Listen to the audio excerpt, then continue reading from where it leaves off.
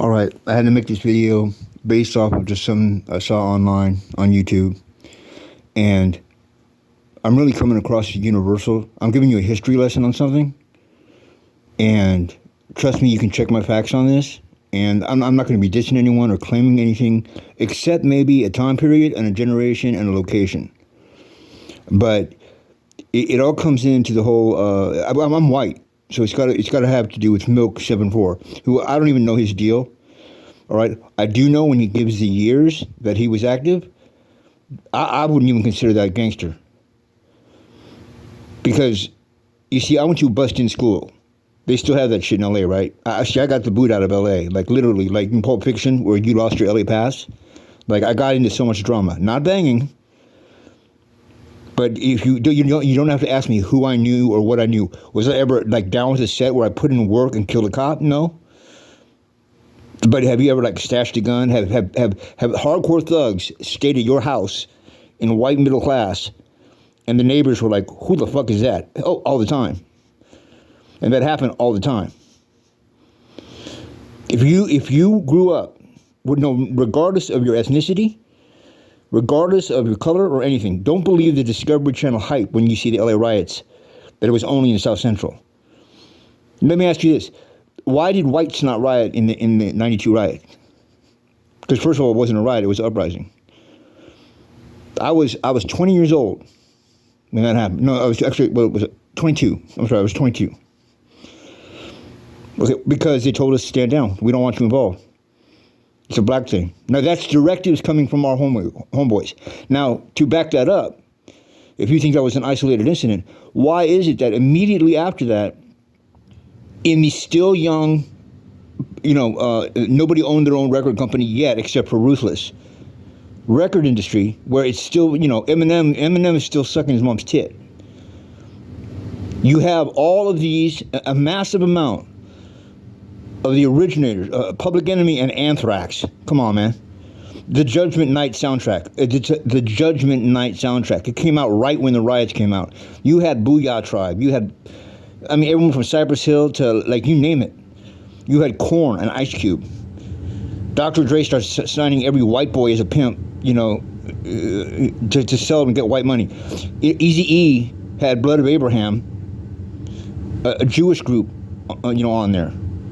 The Nation of Islam cats like Guru and Pete Rock and CL Smooth, they're backing up House of Pain. You don't hear jump around at the concerts. You're all down with Eminem because he's with Dr. Dre. You're paying $200 for headphones, and you want to talk about what's original. Because it doesn't get talked about much. It's a generational thing. If you were in LA between 1990 and the year 2000, the odds are, in one way or another, you knew someone or were involved in some way, shape, and form in guns, gangs, drugs for sure, and drama. If you weren't, there was something very wrong with you. And I want you to keep in mind something. Now, when I first get introduced to this, there's bust-in schools. They didn't bust in black kids. They bust in thugs. But they were just not of age. Who were they? They were actually Hoovers. Now, how did I meet them? Were they banging in the schoolyard? No, they were slinging nominators, but they were nerds. We were dorks. I got kicked out of class for throwing paper airplane. I get sent to detention. I'm the only white boy there. I'm getting jumped once. I'm getting jumped twice. By the third time, you know exactly what happens, right? Exactly. 5 years later, guess who's jumping you if you fuck with me at a liquor store? And you can't figure out why the Crips are fucking with you at age 18 when you just messed with this dorky white kid. You couldn't figure it out. It bewildered your mind. You didn't understand. You thought being a tag banger meant that you were a pussy. When actually a tag banger is basically a guy that's out there running with a crew that doesn't want to be in a gang because he's not trying to commit suicide. He's crazy. He'll go out on a freeway overpass thing to do his shit. He'll do crazier shit than you will, even if you're out there putting in work. But he doesn't want to get killed that easily. He wants to do something productive and get killed. So basically, you're like a junior gangster. In other words, you're a one-man gang. I knew a ton of cats like that. That was the main people I hung out with. Where we don't jump people in, man. What are you, like the Little Rascals? Like, how many fucking gangs? You know how many gangs we had? How many killings do you had this year? Even in the triple digits? Remember the truce that didn't work? Yeah, take a look at the death rate in Los Angeles after the riots. After the riots, as far as I know, I'm an old man. But what I knew, and I know you can fuck me. I've already heard it mentioned. Ice-T has talked about this. Ice Cube has even mentioned this. All right. Now you can go out. I mean, even some of these cats that are acting hardcore, like I'm like, what are you doing, bro? Why do you want to look like Tekashi 6ix9ine? Why do you want to steal the identities of cats like Freeway Ricky Ross, and then be down with them, have them on your album, when they're literally fucking perpetrating a total fraud, man? It was all about being real. It was about not being fake. White boys did get fucking punked. I knew white boys that were out there in gangs that were jumping racist white gangs because they were so sick of it. Why do you think the court case got moved to Simi Valley? Because of the video? The video was worldwide. You don't even remember. They had a bodyguard with that cat. We all drove around with cameras. We all knew what was going on. The white boys weren't getting jumped. Why do you think there's so many car chases in L.A.? And they're not black people only. It's not to be on TV. That shit still lingers. It's a lot better, but it still lingers. We had a saying, what? Well, when NWA came out, there were white kids. I was one of them. I had the first bootleg albums of that. And by the way, NWA came out at the same time Eazy-E came out with Easy Does It. Because Eazy was financing that shit with his rock money. And that shit was not like, wow, listen to this, guys. We were like, holy shit. That was our response. They're telling the truth. They are going to come out and say it. That was the whole thing. It wasn't like, oh, this is gangster. It was like, I cannot believe they're going to come out and not play a role of like, you know, when I say play the role, I mean be an entertainer. They're going to come out and tell you exactly what we already knew was going on. I'm white. I didn't even know about CIA and crack until I was in the like 8th grade in the Valley. Did you know about the U-Haul trucks that would park unlocked with AK-47s stacked to the roof, unlocked in the hood, knowing that they would get fucking looted? That was genocide. So I didn't catch my mom and dad having sex. That's not how I like woke up to adulthood in my generation. I woke up when I'm inviting DeAndre to my house, and it wasn't like the sucker guy. It was like, you know, like the brother of the dude who was a hardcore Hoover or a Rolling 60s. I'm dead serious. Grape Street, all that shit. And he's coming to my house, and that whole, like that scene in Remember the Titans, he's trying to explain to me, you don't understand, brother. I like you. You're cool. You're the one white boy that can hang out with us. But they don't like me in your neighborhood. And when you see that, because we didn't understand that, it shows you how human beings really are. You want to keep playing the role. And it's almost like you guys want to redo the whole fucking, like, crossover that happened. Because I'm more happier than anybody, and we can't mention shit about taking a dive. Because you will never find, historically, everyone agrees on this, there's no debate. There's no other generation in the United States of America. That's why they don't talk about us. That what? It's so diverse. Everyone can claim it. Every single race can claim it. In fact, starting with our generation, did you know that when you check what your ethnicity is, most motherfucking white boys put, well, I'm Italian, I'm English, I'm French. African Americans are not African Americans anymore. And look it up online. Black Americans, like LA, if you lived in LA in 92, you can check now American. What's your ethnicity? They've been here their whole lives. All they know is their whole lives. They've heard about Africa, but technically and legally, they qualify as one of the only groups that can even check American. And we get you Donald Trump motherfuckers running around wanting to take it back in history. You are way out of line, out of date. You just don't get it.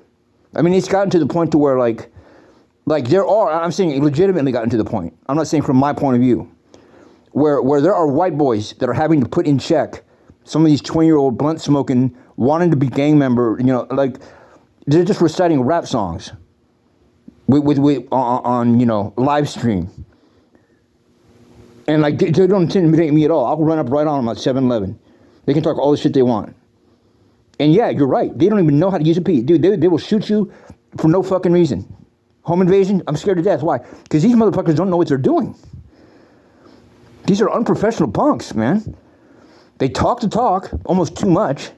I mean, some of these guys you see that are, I mean, when the whole Nipsey Hussle thing went down, I'm just like, I really did not even know Hoover was even banging still. And I'm like, they're not. Now that's like, well, fuck you, you old man. Look, yeah, exactly. But I'm saying as a witness, as like a news reporter, I'm telling you, insiders knew, underground people knew. We knew what was going to go on. Okay, Latasha Harlan's incident is what really started the riots. The Rodney King thing just set it off. Okay, keep in mind, it was LAPD policy. George Floyd, that shit happened legally. That was how they trained cops. And, you know, Daryl Gates, you know what he said, right? Because black people are anatomically different. There was 21 deaths of a chokehold, not even with the knee, just with the arm, that killed black men. And that was legal. And I'm telling you, growing up, being 10 to 15 to 20, that shook us up. We did not see a difference. We were colorblind.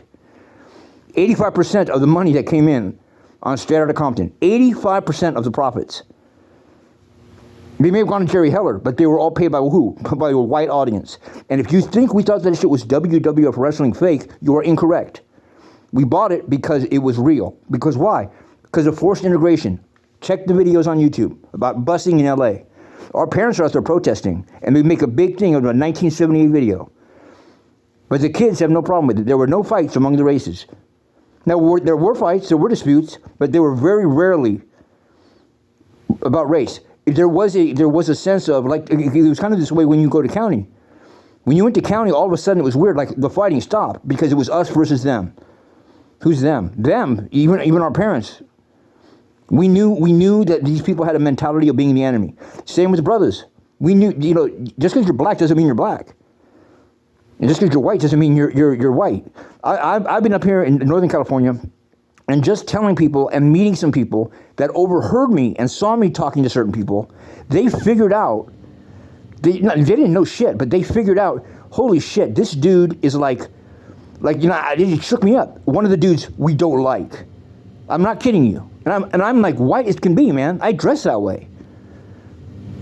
You know, I kind of miss, I have to sleep with a hairdryer because I miss the sound of a helicopter at night. That's not a joke. I'm dead serious. That's how programmed I was. So you can call me fucked up because of that, or you can say they're the ones that finally broke that barrier. They're going to take a fall. They caught a fade because things done improved. Who owns the record labels now? Don't think we weren't aware of that shit. Now, I don't know about kids in Tennessee or Alabama or Florida, but there is no doubt, not anywhere else in the world, did you have bank robberies, narcotics, O.J. Simpson chases, brush fires, earthquakes, and the highest gang violence that was bigger than the deaths in Iraq War than in Los Angeles, California. And it was everybody. And I mean, we knew everybody, even up here. The Mexican gangsters, y cuando yo estoy hablando español, esos se asustan. Porque dice, este cabacho, ¿cómo habla español? I speak Spanish better than they do, and they're gangbanging as a Mexican gang up here. They think I'm from Guatemala. No, but I was raised around that culture. And around black culture. It was very integrated. That had never happened before. Our parents, the hippies from the 60s, my parents weren't hippies. If they weren't divorced, they were blaming their kids, beating their kids. I mean, on the news, remember, every fucking night, some daughter was pregnant and locked into the goddamn basement. They didn't give a fuck about us. They poisoned our Halloween candy. We're on the side of milk cartons. Then all of a sudden, when our generation stops, I mean, it's a historical thing. Look it up. Now there's a baby on board. Now it's an Amber Alert. Close all the doors to the mall. But with us, they were like, here's the key. Fuck off. Get the fuck out of the house. And you know why that is, right? You know why that is. I mean, we're the kids of these parents. They want to come up with movies like Exorcist, Rosemary's Baby. You know, this is all documented. But for some reason, a huge drop in like wanting to have children or caring about your kids happens. And abuse happens in white neighborhoods. What's going on here? The alcoholic fathers. There's all this drama in white neighborhoods. It's almost like their parents are racist and they think their kids are black. Now, you used to call that wigger. Okay, now what we had the term was, it was a double meaning. Because when NWA came out with Fuck the Police in 1986, I don't care what the album says, I heard it in 86. So I'm a freshman in high school. What happened was what? We used to say, well, what happened was that that shit got behind Gates. Oh yeah, Gerald Gates, that's right, he got behind him. Now, the cops back then were not cops that were abusive, they were demons. Like they were, like, I mean, I believe in that shit. You know, I believe in God, and I do believe that the devil was present in the LAPD and in the Sheriff's Department during that time period, and probably still is in many areas. But I'm not, you know, this ain't ghost hunters, but I've just seen some shit that I'm like, This isn't racism. This is like evil. You know, like, for example, the day after the riots started, that's when the truce first began, and there were flyers going around town telling people about the truce, especially in Inglewood, and they're trying to call out. We're getting mad at this as white kids. They're trying to call out the Crips and Bloods of, you guys are fronting because we found flyers that said, let's get together to kill cops. So they tried to squash the truce. They wanted to start a fight. But it was white boys who ratted out who did that, because there were flyers like that said, Crips, Bloods, get together to kill cops and kill white people. But guess who knew about that? Well, the white people told them, what? The cops did that. The fucking cops put fake flyers out to try to squash the truce. So like in World War II, this isn't Grenada like it is nowadays.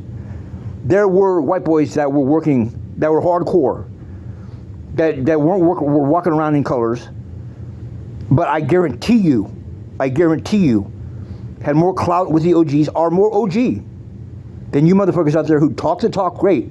I don't have any question or doubt that you will kill me. You will do everything that you've seen in a fucking movie, and you scare people when you go into Burger King's, unless I'm there, because I'll know you're fronting.